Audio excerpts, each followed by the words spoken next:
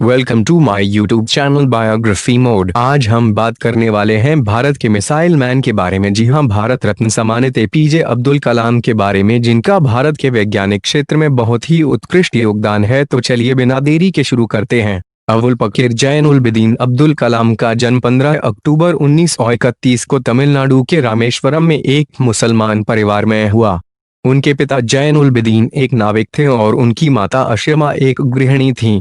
उनके परिवार की आर्थिक स्थिति ठीक नहीं थे, इसलिए उन्हें छोटी उम्र से ही काम करना पड़ा। अपने पिता की आर्थिक मदद के लिए बालक कलाम स्कूल के बाद समाचार पत्र वितरण का कार्य करते थे। अपने स्कूल के दिनों में कलाम पढ़ाई लिखाई में सामान्य थे, पर नई चीज सीखने के लिए हमेशा तत्पर और तैयार रहते थे। उनके अंदर सीखने की भूख थी और वो पढ़ाई पर घंटों ध्यान देते थे। उन्होंने अपनी स्कूल की पढ़ाई रामनाथपुरम स्चुआर्ट मैट्रिकुलेशन स्कूल से पूरी की और उसके बाद तिरुचिरापल्ली के सेंट जोसेफ्स कॉलेज में दाखिला लिया, जहां से उन्होंने सन 1954 में भौतिक विज्ञान में स्नातक किया। उसके बाद वर्ष 1955 में वो मद्रास चले गए, जहां से उन्होंने एरोस्पेस इंजीनियरिंग की शिक्षा ग्रहण की। वर्ष 1960 में कलाम ने मद्रास इंस्टीट्यूट ऑफ टेक्नोलॉजी से इंजीनियरिंग की पढ़ाई पूरी की। मद्रास इंस्टीट्यूट ऑफ टेक्नोलॉजी से इंजीनियरिंग की पढ़ाई पूरी करने के बाद कलाम ने रक्षा अनुसंधान और विकास संगठन DRDO में वैज्ञानिक के तौर पर भर्ती हुए। कलाम ने अपने कैरियर की शुरुआत भारतीय सेना के लिए एक छोटे हेलीकॉप्टर का डिजाइन बनाकर किया। DRDO में कलाम को उनके काम से संतुष्टि नहीं मिल रही थी। कलाम पंडित जवाहरलाल नेहरू द्वारा गठित Indian national committee for space research के सदस्य भी थे। इस दौरान उन्हें प्रसिद्ध अंतरिक्ष वैज्ञानिक विक्रम साराभाई के साथ कार्य करने का अवसर मिला। वर्ष 1969 में उनका स्थानांतरण भारतीय अंतरिक्ष अनुसंधान संगठन ISRO में हुआ। यहां वो भारत के सैटेलाइट लॉन्च व्हीकल परियोजना के निदेशक के तौर पर नियुक्त किए गए थे। इसी परियोजना की सफलता के परिणाम स्वरूप भारत का प्रथम उपग्रह रोहिणी पृथ्वी की कक्षा में वर्ष 1980 में स्थापित किया गया। ISRO में शामिल होना कलाम के कैरियर का सबसे अहम मोड़ था और जब उन्होंने सैटेलाइट लॉन्च व्हीकल परियोजना पर कार्य आरंभ किया, तब उन्हें लगा जैसे वो वही कार्य कर रहे हैं जिसमें उनका मन लगता है। 1963-64 के दौरान उन्होंने अमेरिका के अंतरिक्ष संगठन नासा की भी यात्रा की। परमाणु वैज्ञानिक राजा रमन्ना, जिनके देखरेख में भारत ने पहला परमाणु परीक्षण किया, ने कलाम को वर्ष 1974 में पोखरण में परमाणु परीक्षण देखने के लिए भी बुलाया था। 70 और 80 के दशक में अपने कार्यों और सफलताओं से डॉक्टर कलाम भारत में बहुत प्रसिद्ध हो गए और देश के सबसे बड़े वैज्ञानिकों में उनका नाम गिना जाने लगा। उनकी ख्याति इतनी बढ़ गई थी कि तत्कालीन प्रधानमंत्री इंदिरा गांधी ने अपने कैबिनेट के मंजूरी के बिना ही उन्हें कुछ गुप्त परियोजनाओं पर कार्य करने की अनुमति दी थी। भारत सरकार ने महत्वाकांक्षी integrated guided missile development programme का प्रारंभ डॉक्टर कलाम के देखरेख में किया। वह इस परियोजना के मुख्य कार्यकारी थे। इस परियोजना ने देश को अग्नि और पृथ्वी जैसी मिसाइलें दी है। जुलाई 1992 से लेकर दिसंबर 1999 तक डॉक्टर कलाम प्रधानमंत्री के वैज्ञानिक सलाहकार और रक्षा अनुसंधान और विकास संगठन DRDO के सचिव थे। भारत ने अपना दूसरा परमाणु परीक्षण इसी दौरान किया था। उन्होंने इसमें एक महत्वपूर्ण भूमिका निभाई थी। R चिदम्बरम के साथ डॉक्टर कलाम इस परियोजना के समन्वयक थे।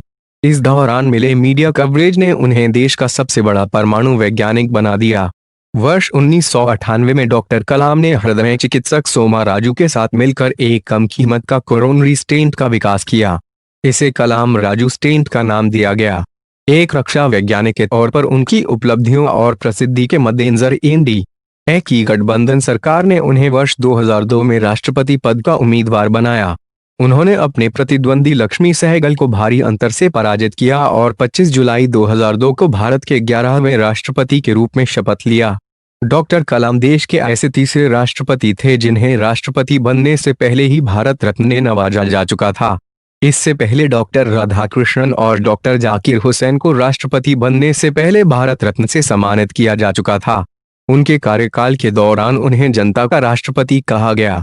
अपने कार्यकाल की समाप्ति पर उन्होंने दूसरे कार्यकाल की भी इच्छा जताई, पर राजनीतिक पार्टियों में एक राय की कमी होने के कारण उन्होंने ये विचार त्याग दिया। 12वें राष्ट्रपति प्रतिभा पाटिल के कार्यकाल के समाप्ति के समय एक बार फिर उनका नाम अगले संभावित राष्ट्रपति के रूप में चर्चा में था, परंतु आम सहमति नहीं होने के कारण उन्होंने अपनी उम्मीदवारी का विचार त्याग दिया। राष्ट्रपति पद से सेवामुक्त होने के बाद डॉक्टर कलाम शिक्षण, लेखन, मार्गदर्शन और शोध जैसे कार्यों में व्यस्त रहे और भारतीय प्रबंधन संस्थान, शिलोंग, भारतीय प्रबंधन संस्थान, अहमदाबाद, भारतीय प्रबंधन संस्थान, इंदौर जैसे संस्थानों से विजिटिंग प्रोफेसर के तौर पर जुड़े रहे। इसके अलावा वे भारतीय विज्ञान संस्थान बेंगलोर के fellow, Indian institute of space science and technology, Thiruvananthapuram के चांसलर, अन्ना यूनिवर्सिटी, चेन्नई में एरोस्पेस इंजीनियरिंग के प्रोफेसर भी रहे। उन्होंने आई हैदराबाद, बनारस हिंदू यूनिवर्सिटी और अन्ना यूनिवर्सिटी में सूचना प्रौद्योगिकी भी पढ़ाया था। कलाम हमेशा से देश के युवाओं और उनके भविष्य को बेहतर बनाने के बारे में बातें करते थे। इसी संबंध में उन्होंने देश के युवाओं के लिए व्हाट कैन आई गिव पहल की शुरुआत भी की, जिसका उद्देश्य भ्रष्टाचार का सफाया है। देश के युवाओं में उनकी लोकप्रियता को देखते हुए उन्हें 2 बार 2003 और 2004 MTV youth icon of the year award के लिए मनोनीत भी किया गया था। वर्ष 2011 में प्रदर्शित हुई हिंदी फिल्म आई एम कलाम उनके जीवन से प्रभावित है।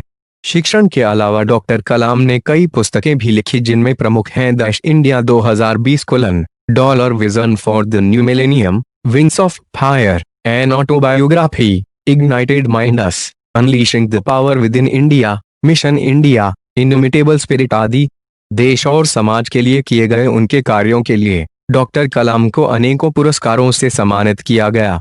लगभग 40 विश्वविद्यालयों ने उन्हें मानद डॉक्टरेट की उपाधि दी और भारत सरकार ने उन्हें पद्म भूषण, पद्म विभूषण और भारत के सबसे बड़े नागरिक सम्मान भारत रत्न से अलंकृत किया। 27 जुलाई 2015 को भारतीय प्रबंधन संस्थान, शिलोंग में अध्यापन कार्य के दौरान उन्हें दिल का दौरा पड़ा, जिसके बाद करोड़ों लोगों के प्रिय और चहेते डॉक्टर अब्दुल कलाम परलोक सिधार गए।